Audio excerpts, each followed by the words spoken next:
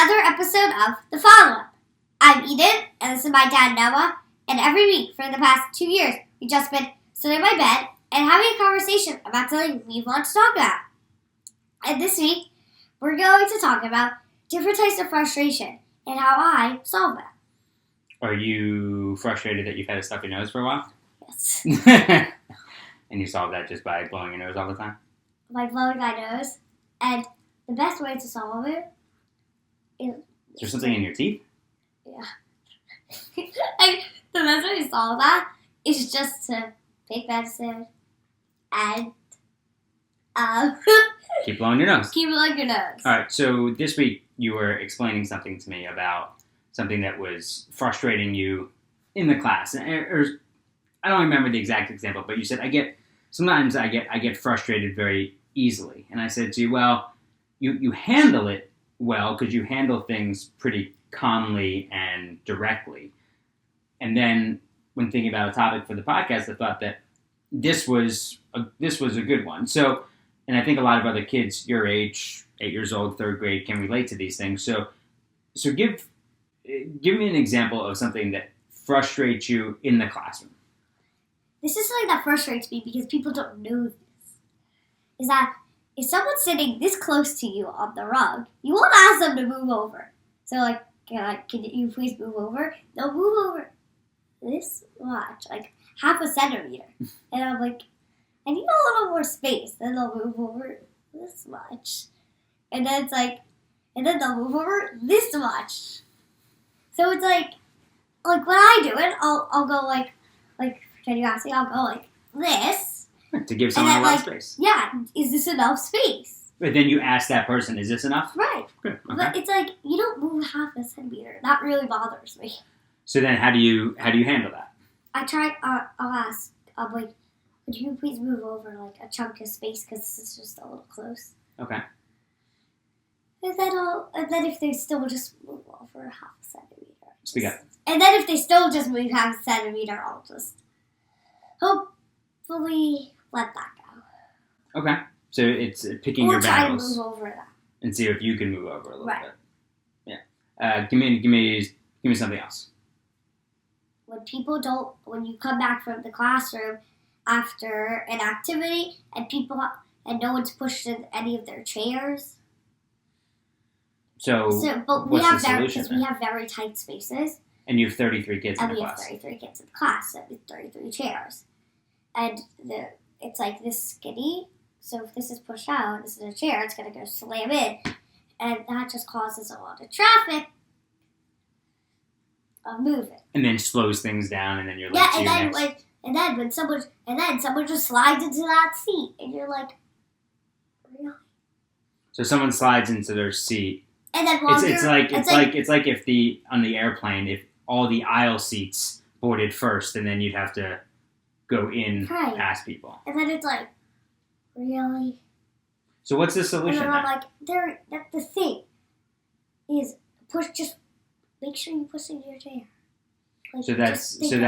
So when you are leaving the classroom, just push it. The teacher should stop, look. Like she'll say, make sure you push in your chair sometimes. But it doesn't happen. You just have to know just to push in your chair. Okay. What about other things with, and we never mention names or anything here, but something that might frustrate you with a friend, or maybe at recess?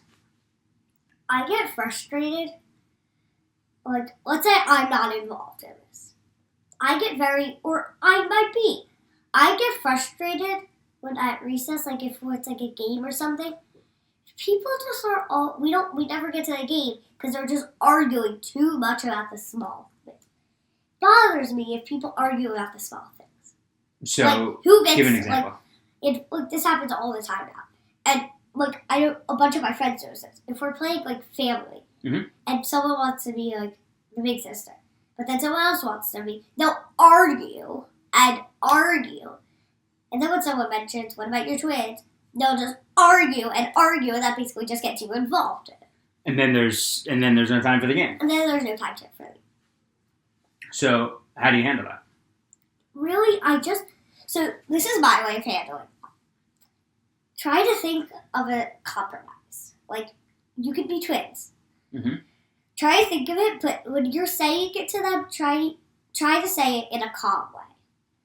Try not to say it like, guys, you stop, you could just be twins. Like, try to say it like,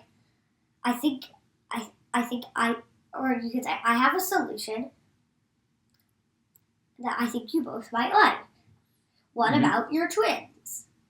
Like, try to say it in a calm way so it doesn't look like, oh yeah, she's telling us exactly what to do. Mm-hmm. Like, yeah, she has maybe a smart solution that we can fix this problem. Mm-hmm. Because it doesn't make sense. Like, you're just wasting all your recess time on this silly thing. Like, I think I would get to the point where if a group started arguing or two kids started arguing, I would just say, all right, I'm out. I'm not going. Yeah. I'm going to go do something else. I usually, I'll try to say stuff, and then it's just like... It's disappointing because that's what you want to play. But how about, could you make a rule in the beginning? All right, we're all going to rotate throughout the week if we play. We're all going to rotate roles so that there is no arguing and that we actually all get to play this game all the time. Yeah. That's it. Yeah, maybe even make a chart. Yeah, because... Of the people who are playing on Monday, and then maybe you have open spots for other people that want to come in and play. Right, because it just doesn't make sense that you're wasting all your recess time arguing on this small thing. Mm-hmm. You can almost make a clock, and each day everybody rotates one number around to a different role, something like that. Okay, yeah. So just so that everybody can do something. Yeah. Mm-hmm. What about when it comes to? I know we've talked about it before with friendships and things that might get you frustrated when friends or just other people in the class aren't acting the way that you would handle certain things. Like expectations of people. Expectations of your friends, yeah. My friends, that's something that really that gets me frustrated easily because I set expectations, and most people do, of the way that they act. And they'll just set an expectation for people that way. So setting an expectation of that you expect to be treated the way that you would treat somebody. Right. Which is a fair expectation. That's fair. Yeah.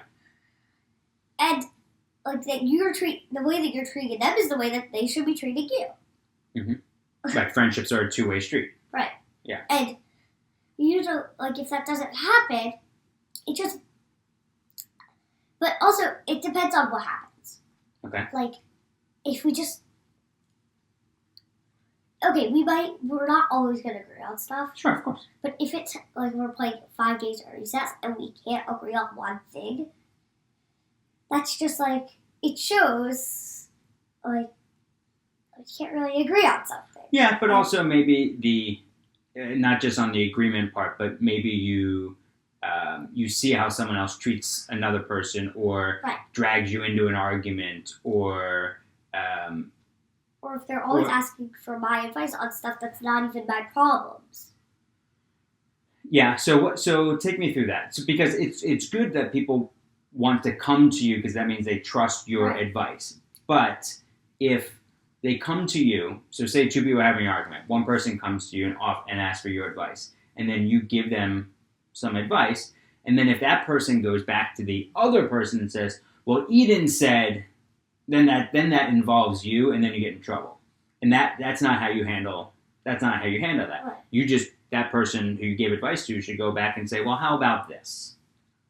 And leave you out of it. Usually what I'll say is I'll try to offer my advice, but it also depends on how they ask me.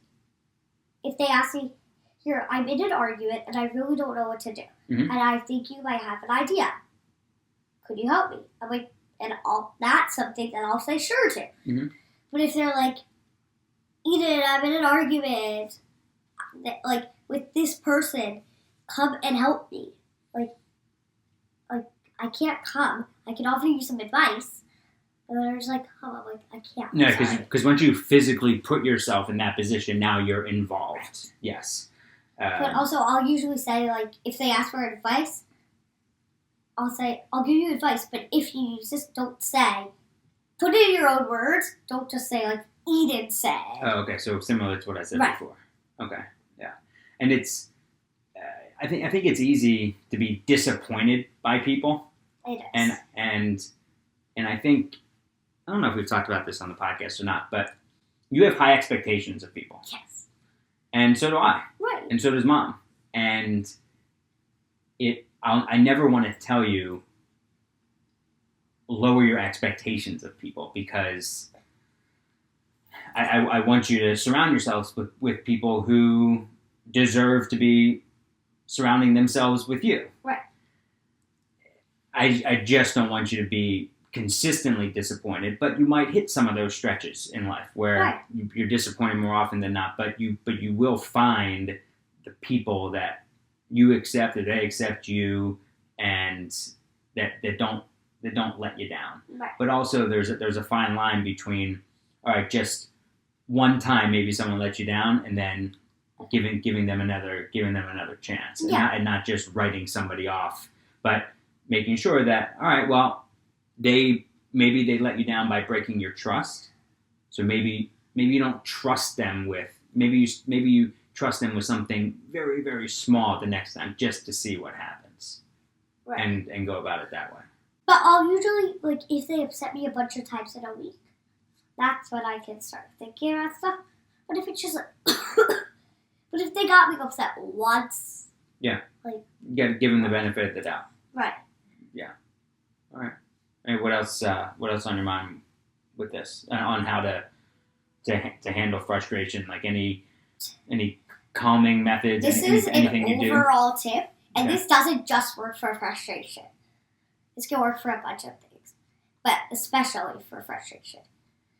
Step back, just count to 10, just breathe, and just think about what happened. Mhm.